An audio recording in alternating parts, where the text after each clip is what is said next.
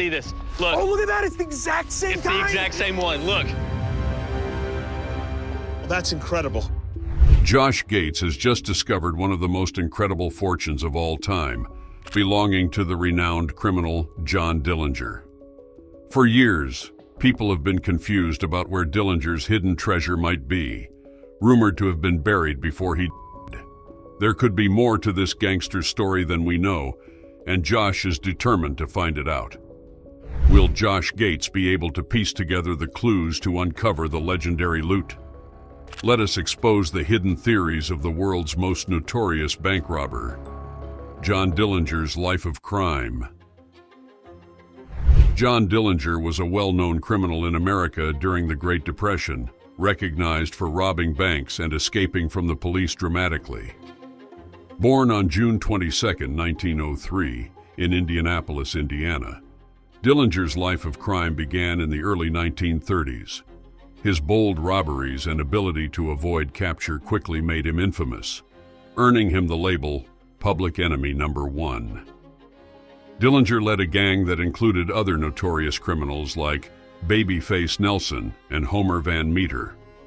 Together, they carried out several high-profile bank robberies across the Midwest. So John Dillinger is now the most wanted man in America. He's public enemy number 1. Dillinger was not only famous for his crimes, but also for his charismatic personality. His charm helped him evade arrest multiple times and won him a sort of admiration from the public. His story came to a dramatic end when he was shot by federal agents outside the Biograph Theater in Chicago on July 22, 1934. His marked the end of his criminal activities but cemented his place as one of the most famous criminals in American history. Years later, the land owned by the Dillinger family still held interest. Mike Thompson and Travis, Dillinger's nephew and great-nephew, currently owned the property. The family had long believed that Dillinger hid a large amount of money somewhere on their land. This belief was supported by Mike, who confirmed that the family had always talked about hidden money. Motivated by this family tale, a group of individuals began to search the property, hoping to find something significant. Their search paid off when they found a mason jar buried underground, which seemed to be from the period of Dillinger's criminal activities. Inside the jar, they found items including a 1934 Shell road map. This map was particularly interesting because it was marked with a blue line showing a route across several states and dates that did not correspond to any known events related to Dillinger. This raised questions about whether the map indicated planned criminal activities that were never carried out, or locations where Dillinger might have hidden valuables along the route. Dillinger himself, or his father, Yeah. may have shot this. Well, it makes it personal. The discovery of the map and the potential it suggested about Dillinger's plans were intriguing. The specific dates and routes on the map were analyzed, but they did not match up with any recorded bank robberies or other significant events involving Dillinger. This discrepancy led to speculation about what Dillinger might have intended with these markings. Perhaps these were plans for future robberies or hints at locations where he had hidden money or valuables that were never recovered. Adding to the intrigue, another map was found under unusual circumstances. After a car accident involving Dillinger's relatives, a second map was discovered. This map had strange symbols and numbers on it, similar to the first.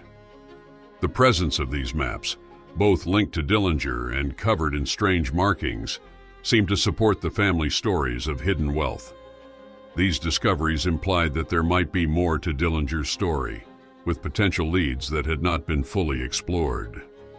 The ongoing interest in Dillinger's legacy and the continuous discoveries related to his life suggest that his impact on American history is far-reaching. The maps and potential hidden caches of money or valuables continue to provoke curiosity and research, as they might reveal more about the depth of Dillinger's planning and activities. The possibility that there are still undiscovered aspects of his life and crimes offers a compelling chapter in the history of American crime, suggesting that the legend of John Dillinger might hold more revelations yet to be uncovered. The team's efforts on the Dillinger property were meticulous and exhaustive, using metal detectors and ground-penetrating radar to scrutinize every inch of the land. Led by Stewart, the group targeted challenging areas such as a deep gully, hoping that the sophisticated equipment would uncover something significant. The unyielding dedication seemed, to an outside observer, almost overly hopeful. As they surveyed the flat areas, Josh, with a keen eye for detail, paid close attention to the radar, eager to detect any slight anomaly beneath the surface. This continued probing eventually led to the discovery of a large, out-of-place rock, followed by several more such findings. While these might have been dismissed as ordinary geological features by the less enthusiastic to Stewart and his team, they represented potential keys to understanding the land's hidden layers. Their persistence was rewarded when, nestled deep within a ravine, they unearthed a perfectly preserved mason jar. We got another jar. And there's another jar beside it. It looks to be substantially intact as well. This discovery was soon followed by finding 2 more jars nearby, creating a ripple of excitement among the searchers. Buried for what was estimated to be nearly 87 years, these jars were from the era when John Dillinger was known for his criminal endeavors. Despite the passage of decades, the exceptional condition of these jars spoke volumes about the quality of craftsmanship during that period. The contents, however, were less remarkable. Old refuse and a couple of metal items that initially seemed promising, but turned out to be mundane. The artifact's excellent preservation indeed stood out, but what they contained offered a less thrilling insight. Below the layer where the first jars were discovered, the team uncovered a piece of broken glass and what appeared to be a concealed item wrapped in cloth. This hidden object, initially thought to be a valuable coin, was revealed upon closer inspection to be a used shotgun round. This round, identified by its Winchester repeater 20-gauge mark, had been manufactured sometime between 1896 and 1938, aligning it with the time frame of Dillinger's life. Although the round was fired, evidenced by its damaged cap, it suggested a more everyday aspect of life on the farm, rather than any dramatic criminal activity.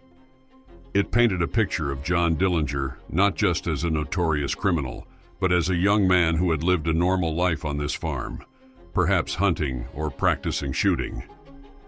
Dillinger's life of crime is over, but his story still sparks interest. See how his family deals with his legacy. Artifacts from a notorious time. The discovery of these everyday objects provided a richer, if less exciting, perspective on life at the Dillinger farm during the turbulent early 20th century. It was a time fraught with economic hardship and modest expectations, yet also brimming with opportunities for a different kind of life. The items retrieved by Stewart and his team, far from being the glamorous spoils of a notorious criminal's hidden wealth, were rather mundane relics that offered a tangible connection to John Dillinger. They grounded his larger-than-life criminal persona in the realities of that era, reflecting not high-stakes criminal drama, but the simple personal history of a man and his family. These findings, while perhaps underwhelming to those hoping for treasure, significantly enriched the historical narrative of the Dillinger farm. They anchored the mythic figure of Dillinger in the mundane details of everyday survival, offering insights into his personal history and the setting in which he lived. This is mind-melting to see original clothing and items from the gang. Each artifact, from the jars to the spent shotgun shell, contributed a small but meaningful piece to the story of Dillinger's life, highlighting the human aspect of the infamous character. Such discoveries, though not sensational in nature, deepened the understanding of the historical landscape of the site, emphasizing the blend of personal and historical significance embedded in the soil of the Dillinger property. Josh approached 2 of his relatives with a direct question. Did they think of John Dillinger as a kind of Robin Hood, who stole from the rich and supposedly gave to the poor despite his illegal actions? The relatives took a moment to think about this, as Dillinger had been depicted in many different ways over the years. Some saw him purely as a criminal, while others viewed him with a more understanding lens. This led them to discuss Dillinger's first time in prison, which lasted nearly 10 years and took away much of his early adult life. The heavy punishment Dillinger received was something many in his hometown felt was too harsh. In fact, they felt so strongly that they even signed a petition to try and reduce his time in jail. The relatives also talked about how Dillinger's wrongdoings deeply affected his family. They mentioned watching old newsreels from the 1930s that often showed important events, famous people, and significant cultural trends. These newsreels, which were a way for people to see what was happening in the world before TV news existed, included scenes of Dillinger's father visiting him in jail. The footage made it clear that despite his criminal activities, Dillinger's family continued to love and support him, which had a significant emotional impact on them. This conversation provided Josh with a new understanding of Dillinger. It was clear that he was more than just a criminal. His life was full of difficult choices and challenges that led him down a risky path. Getting to know the human side of Dillinger made the story more complex and highlighted how his actions affected those close to him. Several days after his talk with the Dillinger family, Josh joined his team in examining a newly discovered burial site. Here they found a small, sealed coffin that seemed very old, likely made for a child, possibly even an infant. This find was significant as it provided insights into the burial traditions of the people who lived in the area long ago. The placement of the coffin, pushed against the wall of a grand burial site from the Old Kingdom, but added after that era had ended, suggested that the child's family, perhaps unable to afford their own burial plot, chose this spot next to the tomb of a wealthy individual. This was not unusual for the time, as many ancient societies practiced similar burial customs, trying their best to ensure a good afterlife for their loved ones. See, it's sealed. Yes, it is. Yes. It means the human remains. It's well preserved. As the desert winds grew stronger, the team decided to move their delicate findings to a nearby tent to protect them. However, Josh and the others stayed outside, eager to keep searching for more artifacts. Their persistence paid off when they uncovered a small piece of gold, which seemed to be part of a necklace. This discovery indicated that the child's family might have had some status, as gold was a precious metal usually reserved for the well-off in ancient societies. They also found a pottery vase, much older than the coffin, suggesting it was meant to go into the afterlife with the child. In those times, it was common to bury the dead with items like food, clothing, and personal belongings to help them in the next world. These practices show how people in the past dealt with and tried to care for their loved ones even after they were gone, reflecting a deep-seated concern for the welfare of family members that echoes through history, similar to the care Dillinger's family showed him despite his flawed life choices. As they unearthed another basket, which turned out to be a container with two parts, a basin and a lid, the team couldn't help but express their subdued surprise. This discovery suggested that the child's burial was part of a larger, carefully planned funeral practice. They carefully transported the casket using ropes and a stretcher, protecting it from the desert storm. Josh felt a strange responsibility, almost as if he were taking on the role of a pallbearer for a child who had lived in thousands of years ago.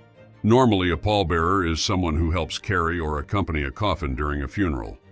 Simple items found at Dillinger's farm show life during hard times. Now, explore an old burial site with even older stories. Ancient burial practices. Once inside the shelter of the tent, the team put on masks to protect themselves from ancient spores or dust that might be harmful. They examined the casket, noting the damage from moisture over the years. They carefully opened the lid to examine the contents. Inside, despite the general decay, they found an earring made of what they believed to be ivory. This discovery led them to think that the remains might be those of a female. Josh considered the howling wind outside, half-jokingly wondering if it was a sign that the spirit of the young girl was still present.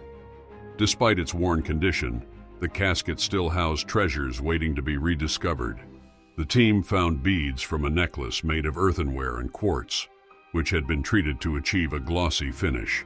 These beads had maintained their bright colors over the centuries, showcasing the exceptional skills of ancient craftsmen. Lived and died and was buried in this cemetery during the New Kingdom, which is still over 3,000 years ago.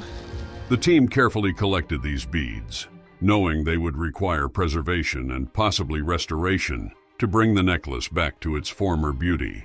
This discovery not only added an element of interest, but also provided insights into the cultural and artistic practices of the society that had so carefully buried its young. Each artifact they found offered a window into a history buried for ages. Discovering linen wrappings led them to conclude that the body inside the casket had been mummified. Despite the mummy's poor condition, the brown linen material still clung to the remains, indicating that it had been completely wrapped. The presence of the ivory earring and the intricate necklace suggested that the girl belonged to a higher social class. Reflecting on the broader implications of their findings, Josh saw a deep connection to a human life, a little girl who had lived in over 3,000 years ago during the New Kingdom era. She was not just an anonymous historical figure. She had a family, a life, and her own story that had been forgotten until now.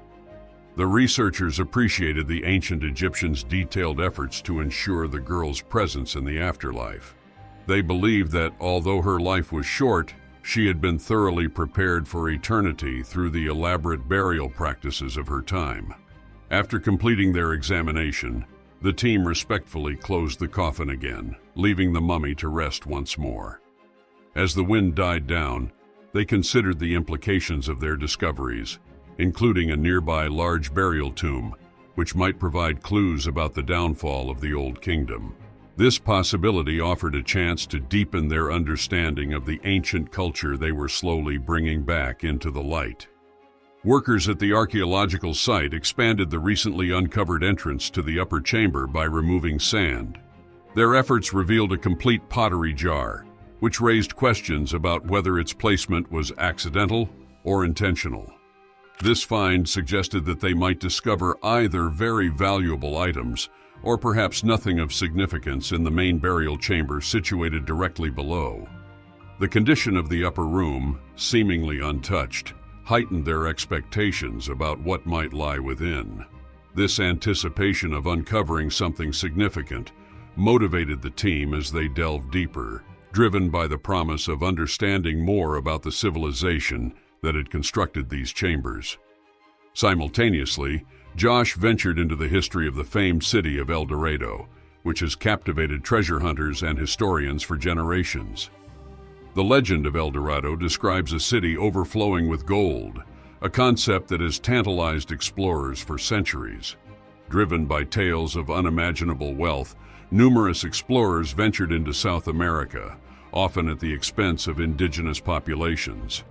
These explorers, mostly Spanish conquistadors, were drawn by stories of a city where gold was abundant, streets were filled with valuable metals, and leaders adorned themselves in gold dust during significant events. However, the reality of El Dorado is likely more complex than the legends suggest. While historical records confirm that ancient Colombian societies possessed considerable wealth, including gold, the literal interpretation of a city made entirely of gold is probably more fiction than fact. El Dorado more accurately represents the symbolic wealth and cultural depth of various indigenous groups in South America. Ongoing archaeological efforts continue to shed light on these societies, revealing a rich tapestry of history that goes beyond simple treasure tales. So this would have been offered up to these gods? The Museum of Gold in Bogota has 55,000 pieces. They reckon that represents about 5% of what the Muiscas gave to their god. Among the exciting recent findings is the rumored discovery of a cave, believed to hold a vast collection of gold and ceremonial items, offerings from ancient peoples. Despite the appeal of such tales, the cave remains shrouded in uncertainty. Another significant discovery involves graves near Colombia's ancient site known as El Infiernito, or Little Hell. which was a crucial ceremonial center for the ancient Muisca people. These graves provide new insights into the practices and societal structures of the Muisca, challenging the simplistic and often sensationalized stories of a golden city. These ongoing discoveries continue to paint a more nuanced picture of the region's past, emphasizing the cultural and historical importance rather than just the material wealth. From ancient remains to El Dorado's legends, Josh's travel uncovers long-lost legendary tales buried in the sands of time. The Muisca's advanced society. The Muisca were an indigenous group in what is now known as the Central Highlands of Colombia, specifically in the Altiplano Cundiboyacense region close to Bogotá. They were renowned not just for their agriculture but also for their advanced skills in metalworking and the sophisticated structure of their society. The tombs found in this area provide invaluable insights into the customs and everyday life of this historically significant society, offering a glimpse into Colombia's diverse and rich history. Josh Gates's quest to uncover truths about the fabled city of El Dorado takes him into the Andes foothills to Sesquile, a site revered by the Muisca. This path, often depicted as thrilling and risky, seems to follow a traditional narrative that many have pursued, perhaps ignoring the deeper cultural connections and the reality of the indigenous people's history. He is joined by Ashley Cowie, who has established deep connections with the local tribal leaders over many years. These connections are crucial, as they help in navigating the cultural and physical complexities of the region. The Muisca civilization was organized into several chiefdoms, each led by a cacique or chief. This structured approach to governance and their method of farming on terraced slopes are testaments to their advanced societal organization. They cultivated maize, potatoes, beans, and squash, utilizing the mountainous land efficiently. As Josh and Ashley venture deeper into the jungle, their surroundings reveal a world of ancient structures and artifacts, untouched by modern influences. These remnants are proof of the Muisca's ingenuity and craftsmanship, and hold keys to understanding their culture.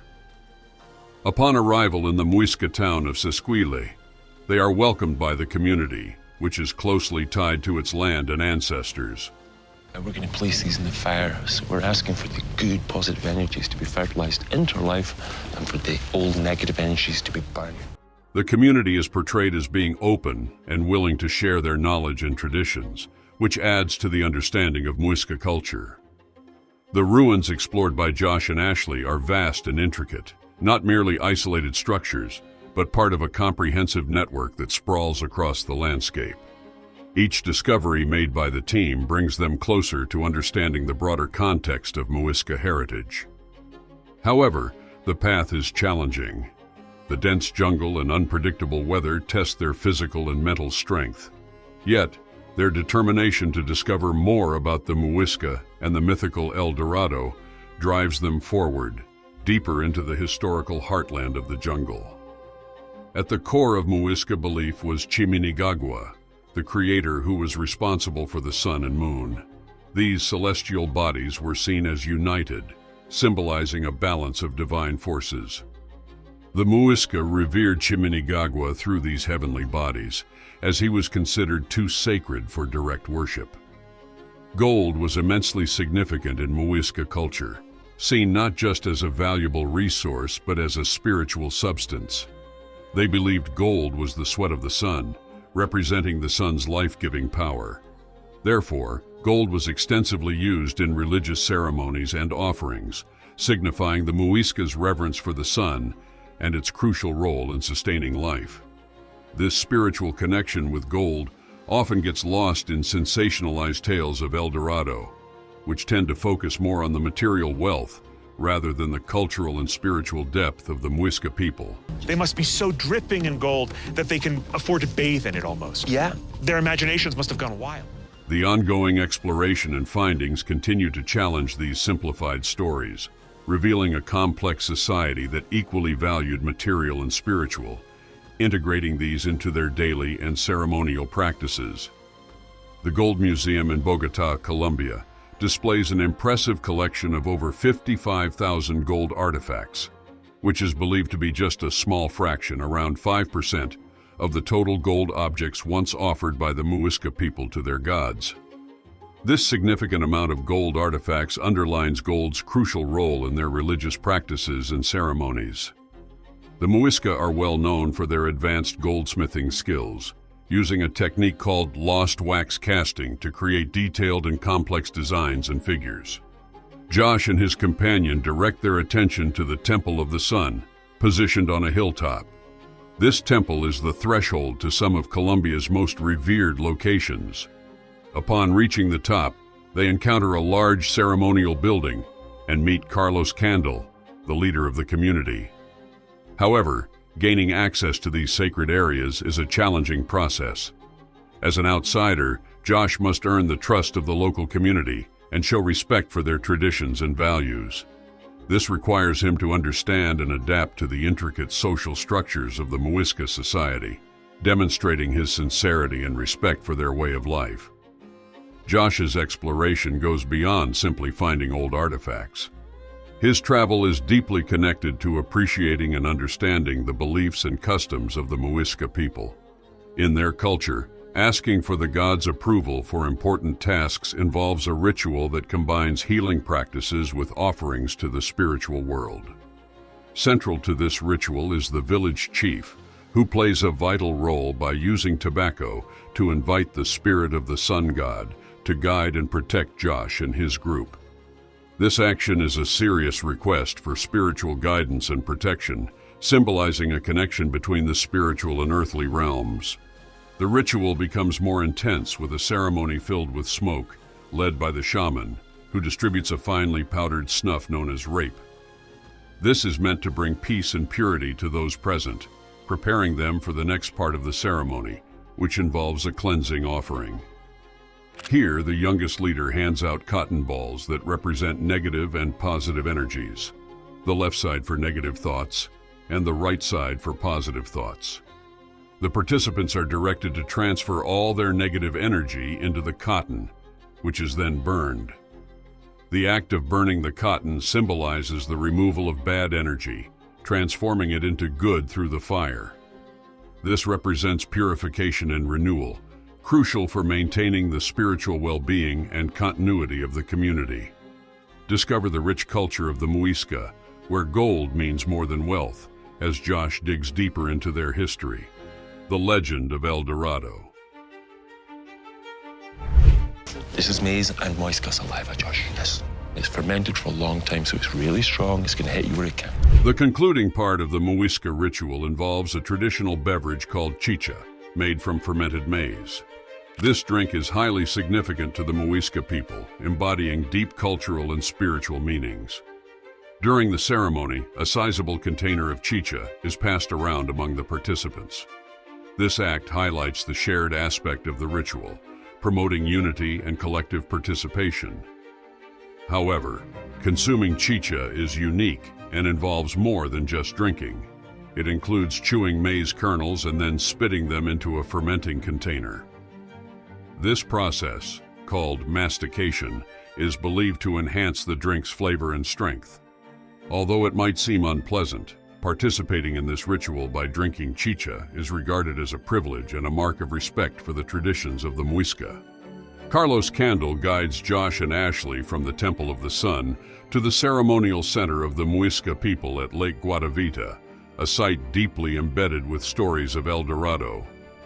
It is believed that the El Dorado legend began with a ritual at this lake, which is crucial for understanding the cultural and historical backdrop of the Muisca.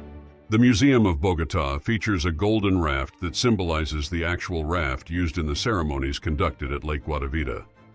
During the king's coronation, the Muisca leader, known as the Zipa, would be positioned on this raft, surrounded by his aides, to celebrate his official acknowledgement as the ruler.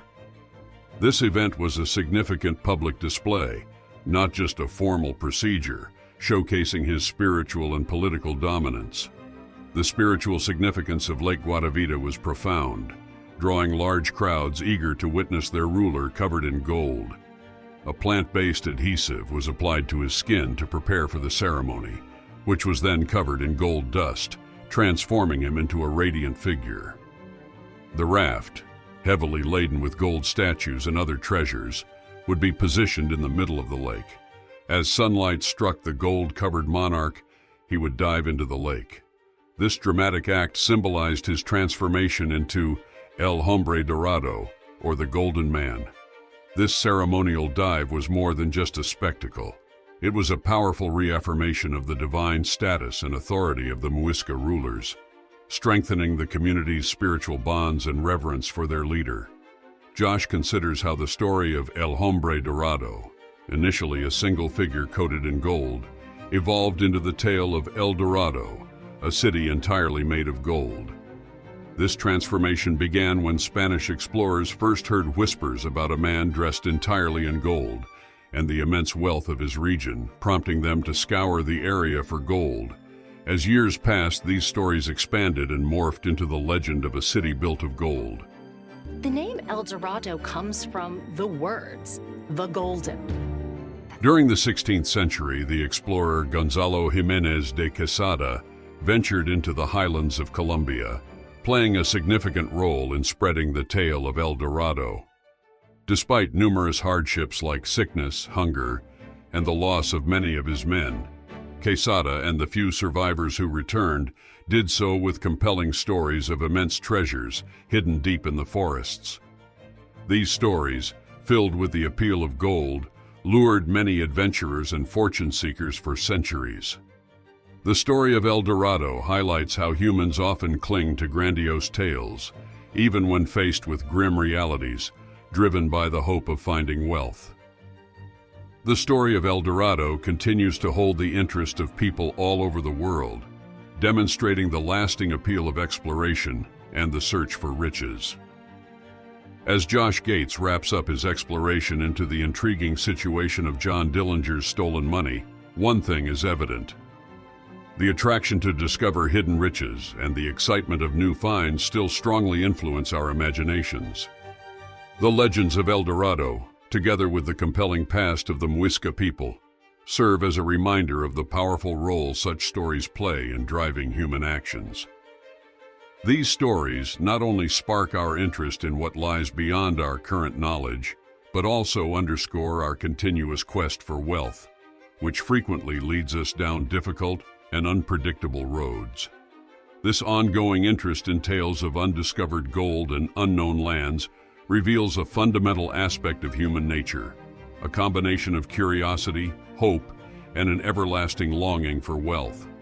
Is John Dillinger's treasure just a myth? Or could there be something real and valuable still hidden out there? Could it even change what we know about the famous gangster's life? Tell us what you think in the comments below, and remember to like and subscribe for more.